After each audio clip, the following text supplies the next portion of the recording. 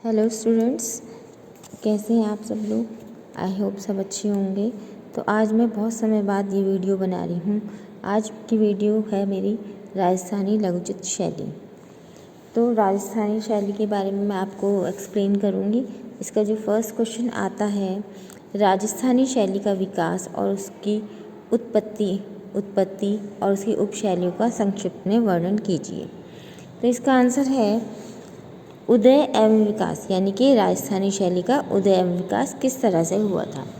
तो इसका आंसर है राजस्थानी कला शैली का आरंभ, यानी कि शुरुआत जो हुई थी कौन सी सदी में हुई थी, उसकी 15वीं सदी में हुई थी। तो राजस्थानी कला शैली का आरंभ 15वीं सदी के आरंभ में राजस्थान के मेवाड़ क्षेत्र में हुआ था। यानी कि जो स्टार्टिंग हुई थी इसकी राजस्थानी शैली की, वो 15वीं सदी की स्टार्टिंग में ही हुई थी। और कहाँ पर हुई थी? राजस्थान में, राजस्थान के मेवाड़ जिले में, क्षेत्र में। वहाँ के चित्रों में लोक कलाओं, अजंता व गुजरात की परंपराओं का वर्णन देखने को मिलता है। वहाँ की जो ड्राइंग थी, वहाँ के जो चित्र थे, वो कैसे थे? लोक कलाओं पर आधारित थे।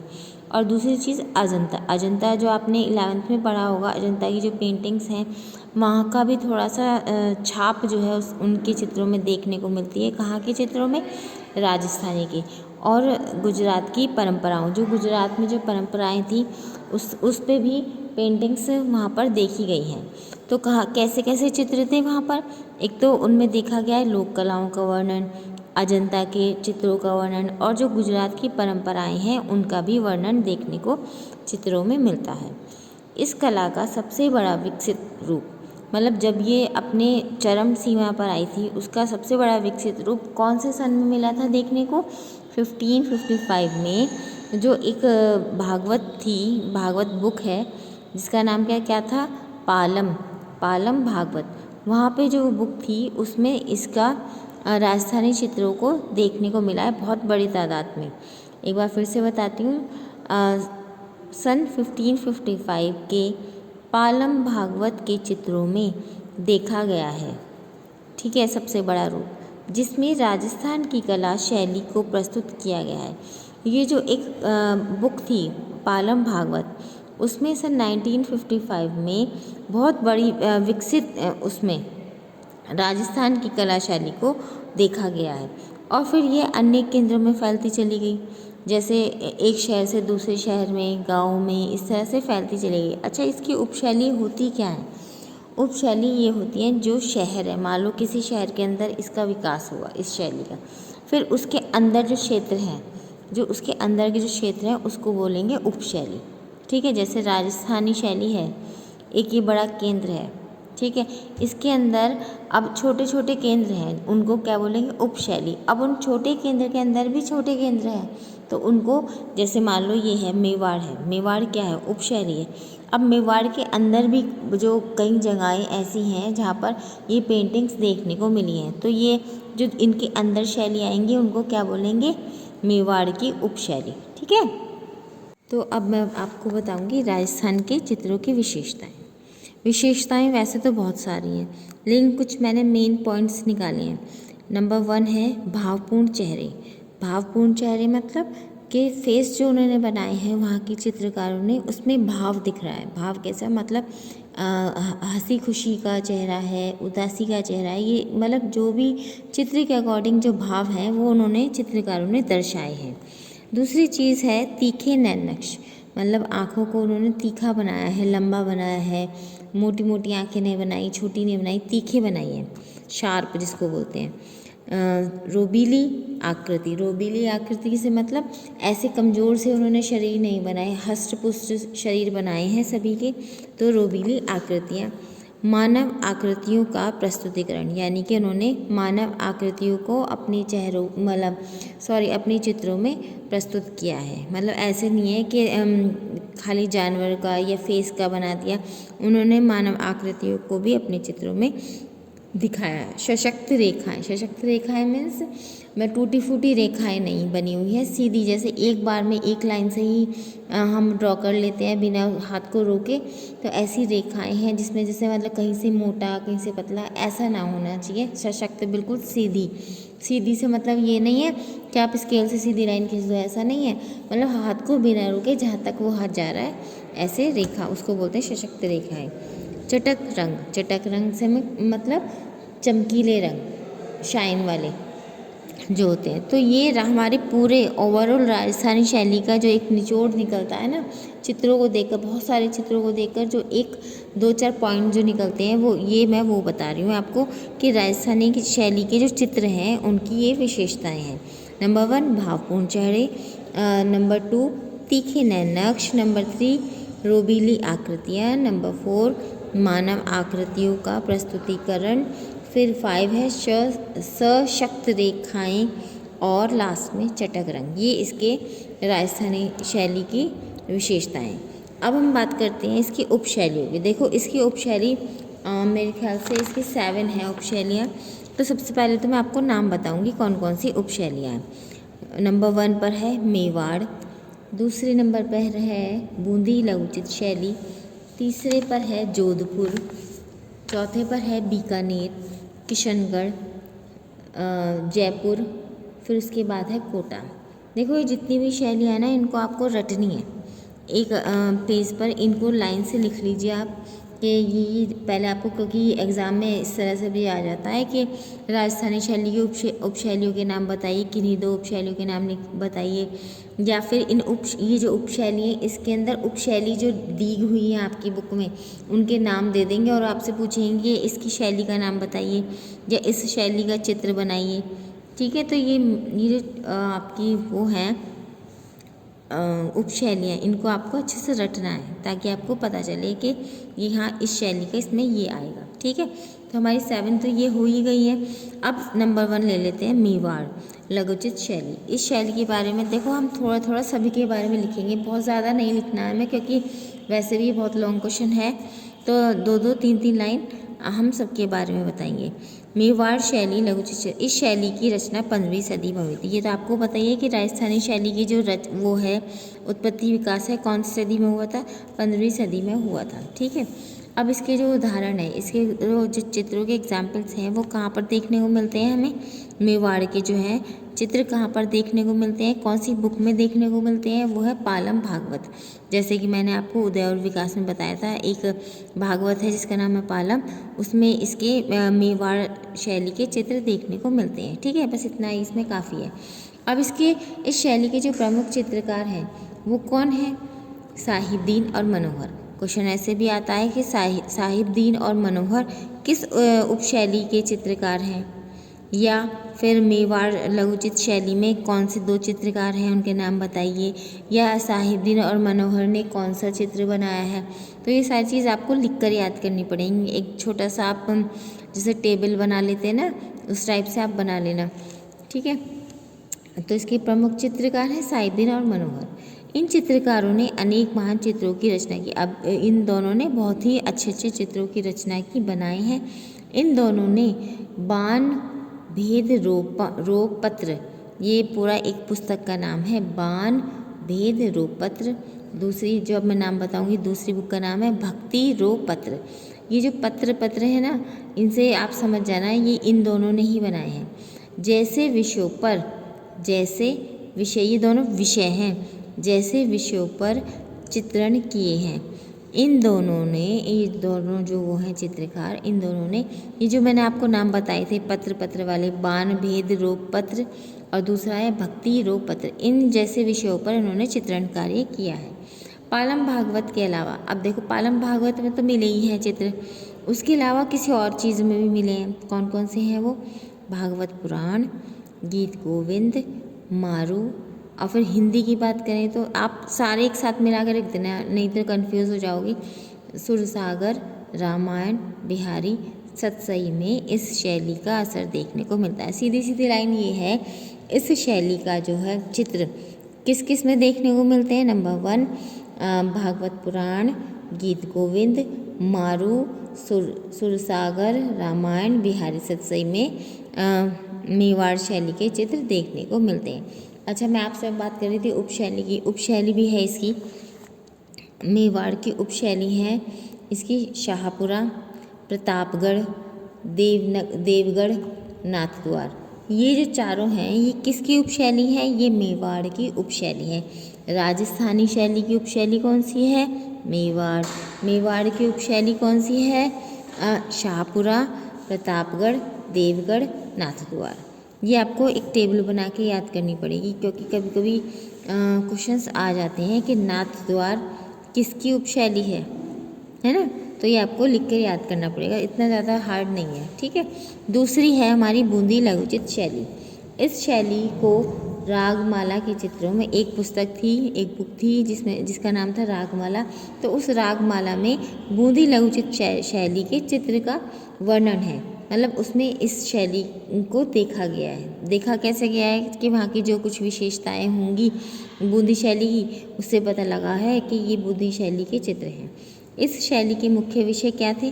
देखो, आप एक चीज़ ध्यान रखना, जो बूंदी शैली है ना, उसमें सारे इस तरह के ही चित्र बने हैं, जैसे कृष्ण की लीलाओं पर, कृष्ण जी प्रेम के पुजारी थे, कृष्ण की लीलाओं पर, राग रागनियों पर, लैला मजनू पर, रसिक प्रिया, इनके अलावा व्यक्ति चित्रण, ग्रामीण जीवन के दृश्य पर चित्रण कार्य किया गया है वहाँ के किसमें, रागमाला के चित्रों में, ठीक है। अभी आप ये ध्यान रखना कि बूंदी में कैसे कैसे चित्र बने हैं, मैंने आपको बता दिया है, ये आपको मुझे लगता है याद तो रहेगा ही रहेगा। राग रागिनी, कृष्ण लीला, लैला मजनू, रसिक प्रिया, और इनके अलावा जो ग्रामीण के जो दृश्य हैं, जैसे हमारी जो डेली लाइफ की जो चीज़ें होती हैं, उठना बैठना, कहीं हुक्का पीना, गांव में लोग हुक्का पी रहे हैं, या एक जगह बैठ के बात करते हैं, बरगद के पेड़ के नीचे बैठ के बात कर रही हैं, जो भी ग्रामीण चीज़ें होती थी उनके दृश्य भी वहाँ पर देखे गए हैं। अब इनके जो चित्र बने थे उनकी क्या विशेषताएं हैं? विशेषताएं थी रंगों का मिश्रण, यानी कि रंगों को अच्छी तरह से मिक्स करके किया गया था, तो ये उसकी बूंदी शैली की विशेषता थी। सामान्य रंग थे, यानी कोई ऐसा वो नहीं था, सिंपल से रंग थे। बारीक रेखांकन, यानी कि जो उनका जो आउटलाइन वगैरह थी वो काफ़ी बारीक थी, तो ये उसकी क्वालिटी थी, विशेषता थी। जीवन, प्रकृति और मन के वशीभूत, ये तो आप रहने दो, ठीक है, बस इतना याद करना है आपको। रंगों का मिश्रण, सामान्य रंग, बारीक रेखांकन, ठीक है, ये इसकी विशेषता थी। अब हमारी नेक्स्ट आती है जोधपुर लघुचित्र शैली। इसमें क्या है, मेवाड़ की कला जोधपुर को विरासत में मिली थी। इस लाइन को आपको थोड़ा समझना होगा कि जो जोधपुर की जो वो है लघुचित्र शैली, ये कहाँ से आई है? ये मेवाड़ से ही आई है, यानी कि समझो कि बस ये दूसरी जो है ना मेवाड़ जो शैली में जो होता था वो ही इसमें होता था, ठीक है, दोनों ये एक जैसी ही हैं, एक जैसी सी लगती हैं, ठीक है, इसीलिए ये लाइन लिखी गई है कि मेवाड़ की जो कला है वो जोधपुर को विरासत के रूप में मिली है, वहीं से आई है ये। 17वीं सदी के प्रारंभ में इस शैली का उदाहरण देखने को मिला, यानी कि जो जब, क्योंकि ये तो जो मेवाड़ शैली है ये तो 15वीं सदी में ही आ गई थी, और उसके बाद 17वीं सदी में जो शैली आई है जोधपुर, तो इसके जो चित्र थे वो बिल्कुल मेवाड़ शैली जैसे थे। अच्छा, इसके चित्र में क्या था? पाली रागमाला में इसका चित्रण हुआ था। अब देखो, पुराने ज़माने में बहुत सारी ऐसी बुक्स बनी थी जिसमें पेंटिंग्स थी, कहीं पर कुछ लिखा था, कहीं पे गाने वाने लिखे थे, वहाँ की जो लोक कलाएँ हैं वो थी, लोकगीत थे, तो उनकी एक पांडुलिपि बनती थी। पांडुलिपि क्या होती है? एक एल्बम टाइप होती थी। अब ये एल्बम चाहे कपड़े की हो, चाहे ये पत्तों पर हो, चाहे लकड़ी पर हो, किसी भी तरह की होती थी, तो पूरी एक एल्बम पांडुलिपि होती थी, ठीक है। इस शैली के प्रमुख विषय रामायण के प्रसंग। अच्छा, इस जो ये जोधपुर शैली है, इसके जो विषय थे कौन कौन से थे? भगवान के थे, जैसे रामायण के प्रसंग, देवी देवताओं के प्रसंग, ठीक है, उपासना, जैसे देवी और देवताओं की उपासना करते हैं, ऐसे चित्र बने हुए थे, ठीक है। अब आपको ये याद रखना है कि बूंदी शैली में किस तरह के चित्र बने हैं, ये मैंने आपको बता दिया, ठीक है। और जोधपुर में आपको चित्र कैसे बने हैं? वो बने हैं भगवान के, जैसे उपासना करते हुए, देवी देवताओं के और रामायण के, ठीक। अच्छा, अब इसके अंदर भी जो है हमारी दो उपशैली हैं। देखो, मेवाड़ की तो कोई उपशैली थी ही नहीं, ठीक है, मेवाड़ की हाँ थी, मेवाड़ की चार उपशैलियाँ थी मेवाड़ की, शाहपुर, प्रतापगढ़, देवगढ़, नाथद्वार, ये हमारी किसकी उपशैली है? मेवाड़ की, यानी कि मेवाड़ में तो 4 उपशैली हैं, आपको ये याद रखना है। अब हमारी बूंदी शैली में कोई उपशैली नहीं है। फिर आ जाओ हमारे जोधपुर लघुचित शैली में। जोधपुर में हमारी 2 उपशैली हैं, जो उसकी नागौर व सिरोही। ये किसकी है? ऐसे भी क्वेश्चन आ सकता है ना कि ये जो नागौर है और सिरोही है किसकी उपशैली है? तो आप बताओगे जोधपुर की उपशैली है। ठीक है, अब हमारी नेक्स्ट आ जाती है बीकानेर लघुचित शैली। इस शैली में मुगल कला की भरमार थी। ये जो शैली थी ना बीकानेर, इसमें जो चित्र देखने को मिले हैं वो मुगल से रिलेटेड थे। मतलब जो यहाँ के जो चित्रकार थे ना वो मुगल के दरबार से ही आए थे। आगे पढ़ोगे तब आपको पता चलेगा। इस शैली में मुगल कला की भरमार थी। क्यों थी वहाँ पर ऐसी? क्योंकि बहुत से मुगल दरबार छोड़कर जो चित्रकार थे वो मुगल दरबार छोड़कर कहाँ पर आ गए थे? बीकानेर आ गए थे। इसलिए जो वहाँ के जो चित्र थे उसमें मुगलों का असर देखने को मिलता है।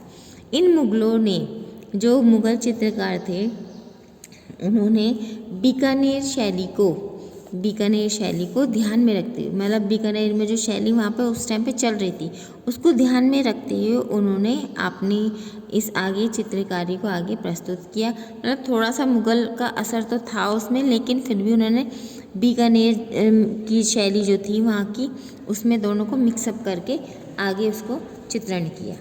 अब इसके चित्रकार कौन है? इसके चित्रकार हैं अली रज़ा, उस्ताद साहिबदीन, नूरदीन व मुराद इसके प्रमुख चित्रकार थे।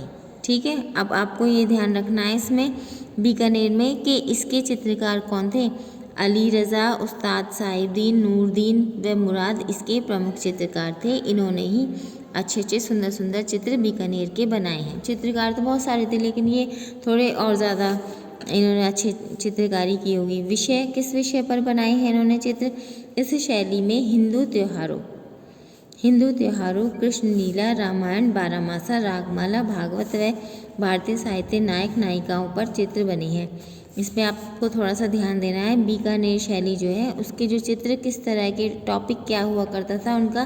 एक तो हिंदू त्योहारों पर हुआ करते थे, कृष्ण लीलाओं पर चित्रण कार्य हुआ, रामायण के प्रसंगों पर चित्रण कार्य हुआ, नायक नायिकाओं पर यानी कि हीरो हीरोइन जो उस टाइम पे हुआ करते थे, जैसे गाने बजाने वाले होते हैं उनके चित्रण, और भारतीय साहित्य ये तो हो गया। ठीक है, और भागवत के भी चित्र वहाँ देखने को मिले हैं। आप दो याद कर लोगे तो भी काफ़ी रहेगा, क्योंकि थोड़ा थोड़ा बहुत सारा हो जाएगा।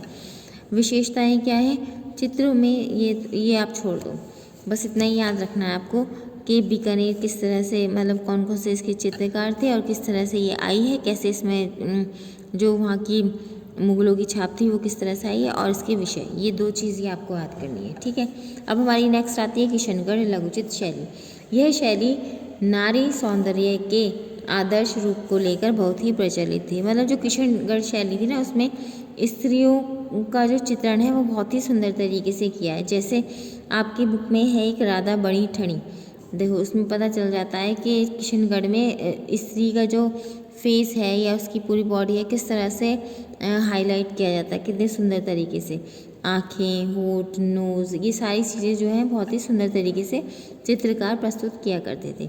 अब इसके चित्रकार कौन कौन थे ये भी आपको याद करने हैं। किशनगढ़ के जो मुख्य चित्रकार थे वो कौन थे?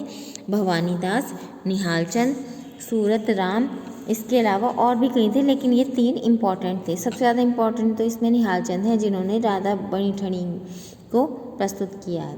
एक बार फिर से बता रही हूँ, किशनगढ़ लघुचित शैली के जो चित्रकार हैं भवानी दास, निहाल चंद, सूरत राम। ठीक है, ये आपको लिखने हैं छोटी छोटी चीज़ें। अब इसके विषय क्या थे, किन विषयों पर चित्रण कार्य हुआ किशनगढ़ में? कृष्ण लीला पर, रामायण के प्रसंगों पर। देखो कुछ चीज़ें आपस में मैच कर रही हैं, आपको ये ध्यान रखना है। व्यक्ति चित्रण, इसके ये जितने भी इसके विषय हैं सब पहले हम पढ़ चुके हैं, किसी न किसी में आए हैं, तो एक आध ऊपर नीचे हो जाए तो कोई वैसी वो नहीं है। कृष्ण लीला, रामायण के प्रसंग, व्यक्ति चित्रण, ये इसके विषय हैं किशनगढ़ के। तो अभी तक आपको मैंने कौन कौन सी बता दी है? मेवाड़, बूंदी, जोधपुर, बीकानेर, किशनगढ़। अब आपकी 2 रहती हैं, एक तो है ये जयपुर और दूसरी है कोटा। तो मैं जयपुर के बारे में बताऊंगी। जयपुर लघुचित शैली, जयसिंह, देखो जैसे ही जयपुर का नाम आता है आपको याद रखना है जयसिंह, वो राजा थे, उनका राज हुआ करता था उस टाइम। जयसिंह के शासन काल में इस शैली का प्रमुख आरंभ हुआ था। ठीक है, तो जयसिंह जब उस टाइम राज किया करते थे, उनका हुकूमत थी वहाँ पर, जब इस जयपुर शैली का उत्पत्ति विकास हुआ था। इस कला के दृश्य अजमेर में देखने को मिलते हैं। जो मतलब जो जयपुर की जो चित्रकारी हुआ करती थी उसके जो एग्जाम्पल्स हैं, उसके जो नमूने हैं, वो कहाँ पर देखने को मिलते थे? अजमेर में देखे गए थे। अच्छा, इसके भी उपकेंद्र हैं, आपको ये सारे उपकेंद्र याद करने हैं, रटने हैं बिल्कुल। इसके उपकेंद्र कौन कौन से हैं? जालोर, जैसलमेर व पुष्कर, ये इसके तीनों जो है उपशैलियाँ हैं। कौन कौन सी? जालोर, जैसलमेर व पुष्कर किसकी उपशैलियाँ हैं? ये जयपुर की उपशैली हैं। राजस्थानी शैली की उपशैली है जयपुर, जयपुर की उपशैली है जालोर, जैसलमेर व पुष्कर। ये आपको लिखना है, अच्छे से टेबल बनानी है। ठीक है, अब इसके चित्रकार कौन है? मोहम्मद शाह व साहिब राम, ये इसके चित्रकार हैं। दोबारा से बता रही हूँ, मोहम्मद शाह, साहिब राम, ये इसके प्रमुख चित्रकार हैं। अब इसके विषय के बारे में जो आपको मैं बता रही हूँ ना, चित्रकार, विषय, विशेषताएं, ये आपको हाईलाइट करके लिखनी है, हेडिंग वगैरह डाल के, ताकि जो चेक करने वाले हैं उसकी नज़र उस पर पड़े। विषय कौन कौन से थे? व्यक्ति चित्रण, राग रागनियों और रतिकीड़ा दृश्य इस शैली के प्रमुख चित्रण। तो अब इसकी विशेषताएं पढ़ते हैं। विशेषताएं इसकी क्या है? जयपुर लघुचित्र शैली की चटक रंगों का प्रयोग किया है, सुसज्जित पृष्ठभूमि, यानी कि जो पृष्ठभूमि है इसकी वह चित्रों की, तो वो सुसज्जित है यानी सजी धजी है, और चित्रों में चारों तरफ हाशिए, हाशिए में बॉर्डर बनाए गए हैं, व्यक्ति चित्रण बने हैं, नारी सौंदर्य ही इस शैली की विशेषताएं हैं। वैसे तो विशेषताएं और भी बहुत सारी हैं, जैसे कि एक चश्म चेहरे कैसे होते हैं? जिसमें मतलब केवल किसी व्यक्ति की एक आंख दिखाई दे, उसको बोलते हैं एक चश्म चेहरे, और जो थोड़ा साइड से खड़ा होता है तो उसको बोलते हैं डेढ़ चश्म, यानी कि एक आंख दिखाई दे और दूसरी आधी दिखाई दे। और दो चश्म चेहरे कैसे होते हैं? जिसमें दोनों आंखें सामने से दिखाई दे, यानी कि फ्रंट फेस उसका। और एक चश्म कैसा है? एक चश्म है यानी कि साइड से एक ही फेस उसका दिखाई दे। तो एक चश्म चेहरे इस शैली की विशेषताएं। देखिए, विशेषताएं बहुत सारी हो सकती हैं। यदि आपका क्वेश्चन इस तरह से आ जाए कि राजस्थानी शैली की विशेषताओं का वर्णन कीजिए, तो आप सारी विशेषताओं को इकट्ठी करके लिख सकते हैं इसमें लाइन्स में, या फिर अलग अलग करके भी लिख सकते हैं कि इस शैली में ये विशेषताएँ थी, इस लघुचित्र में ये थी। तो आप किसी तरीके से भी कर सकते हैं। तो अब नेक्स्ट है हमारी कोटा लघुचित्र शैली। कोटा शैली कैसी है? बूंदी शैली के समान ही है लगभग, मतलब उससे मिलती जुलती ही है। जो हमने उसमें बूंदी शैली में पढ़ा था, आप वो ही इसमें लिख सकते हो। इस शैली में भी राम कथा, कृष्ण लीला, महाभारत व अन्य विषयों पर चित्र बने हैं। और इसके विषय क्या थे? जो विषय उसके थे वो ही इसी के हैं, मानव चित्रण, त्योहार, प्रकृति चित्रण आदि। और इसकी विशेषताएं क्या हैं? कोटा शैली की विशेषताओं में भावात्मक प्रमुख पाई गई है, मतलब विशेषताएं हैं तो वही उसी शैली बूंदी शैली जैसी, लेकिन इसमें थोड़ा सा उन्होंने और ऐड कर दिया है। जो इसकी पिक्चर्स थी, यानी कि जो इसकी पेंटिंग्स थी, उसमें थोड़ा जो फेस है उसमें भाव और अच्छे से बनाए हैं चित्रकार ने। तो ये इसकी विशेषताएं हैं। आप एक दो विशेषताएं अपनी तरफ से भी ऐड कर सकते हैं, जैसे मैंने आपको ये बताया था एक चश्मे चेहरे हैं।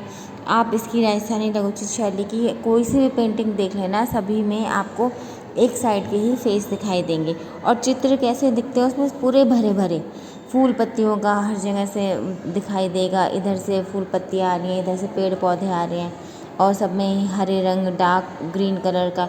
तो ये सारी चीज़ें आप लिख सकते हो इसमें। और इसकी उपशैली क्या है? कोटा लघुचित्र शैली की उपशैली है उनियारा व इंदौर, ये इसकी दोनों उपशैलियाँ हैं। ठीक है, तो अब ये क्वेश्चन आपका कंप्लीट हो चुका है। आई होप आपको समझ में आया हो। तो अब चलिए मिलते हैं नेक्स्ट वीडियो में। Thank you for watching my video. Bye.